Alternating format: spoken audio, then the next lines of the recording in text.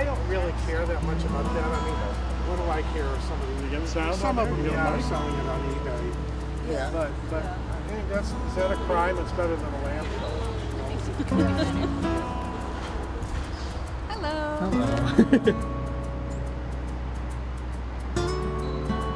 Hey, Toby.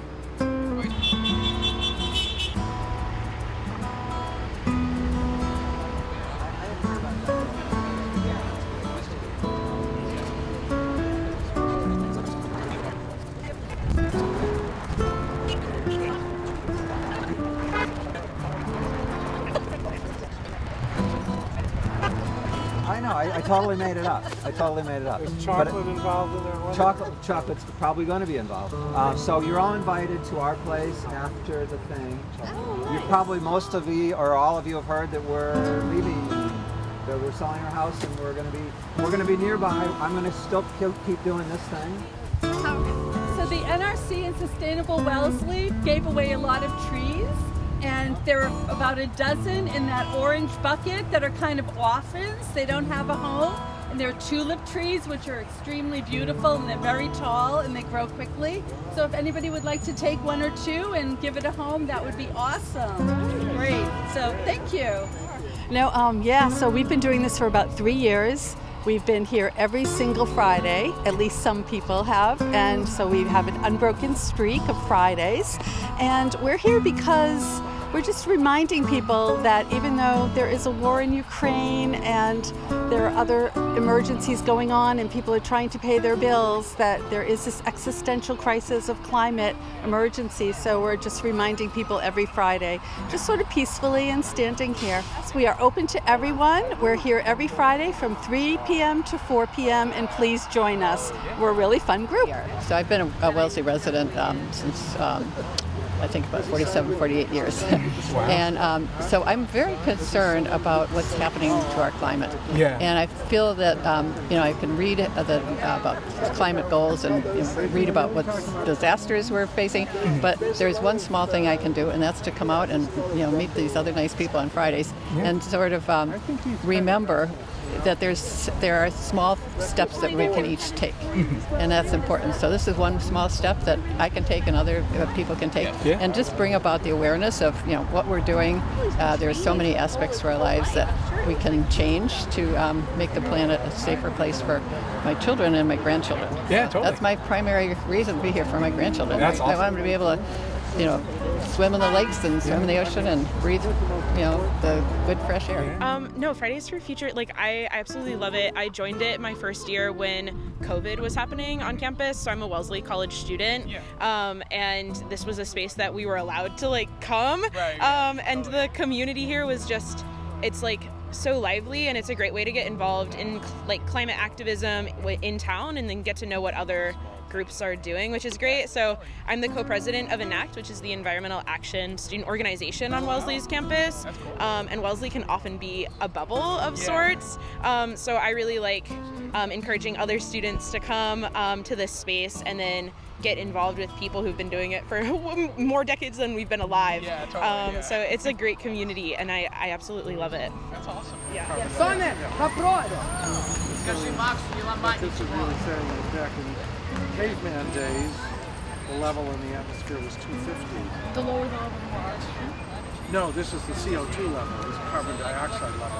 So the higher it is. This is the point about the CO2 levels and how they've changed over the time from caveman to Abraham Lincoln to the current time.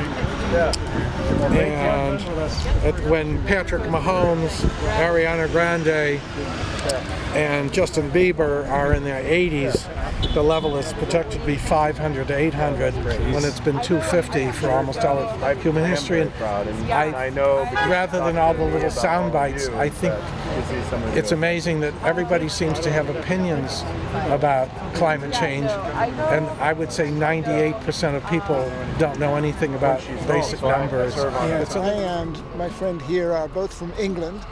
We both come from the Bristol area in England, and we met on climate work a couple of years ago, and it was here. Oh, I see. So what inspired me back then to get involved, two things, was the success of the Extinction Rebellion movement in England, which is the flag of Extinction Rebellion, and also by the success that Greta Thunberg had in spreading the word about the danger that we're all in. So I've been coming ever since and enjoy meeting here with my friends every Friday. And during the pandemic, it was actually very nice to have somewhere to go, to be social, outdoors. So we've been doing it for over 3 years.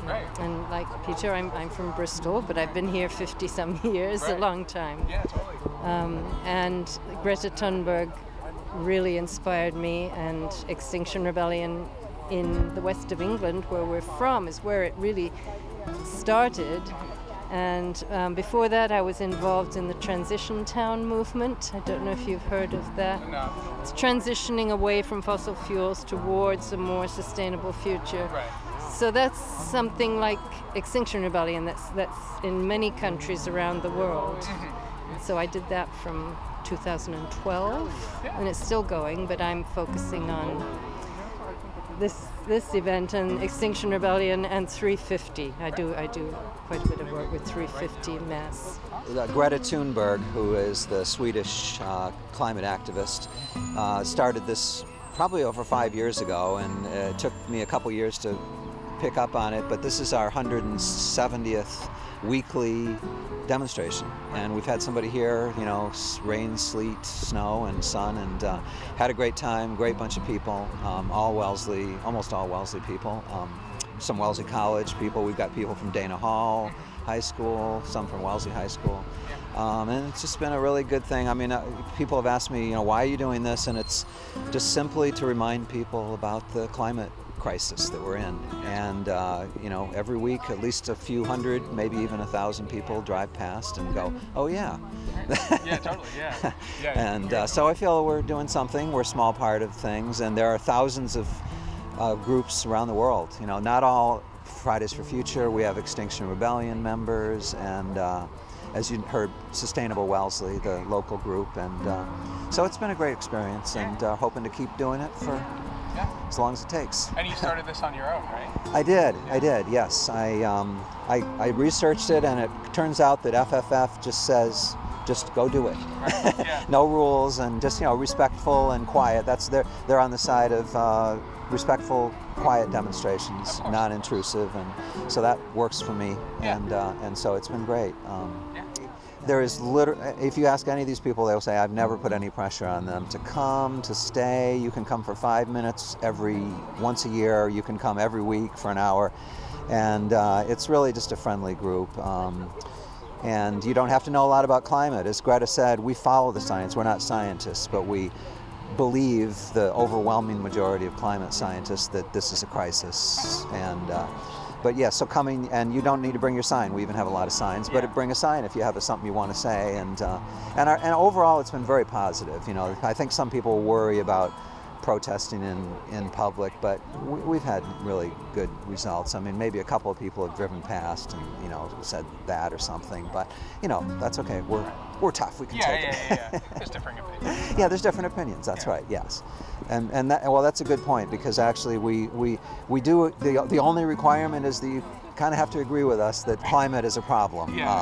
But other than that, and it's public, and some people have said, well, what if we don't agree? And I would say you can protest right over there, you know, because it's America after all. And it's an open field. Yeah.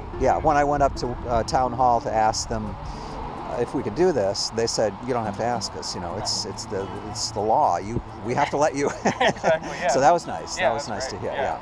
And I could add one thing, that I was actually at the first Earth Day celebration, which was in 1970, and then I missed a few decades, and then it kind of started to creep up in its awareness, in my awareness of it, and somebody reminded you, and now you're reminding. They reminded, and now exactly, and it's just that's right. Good way of putting it. Yeah.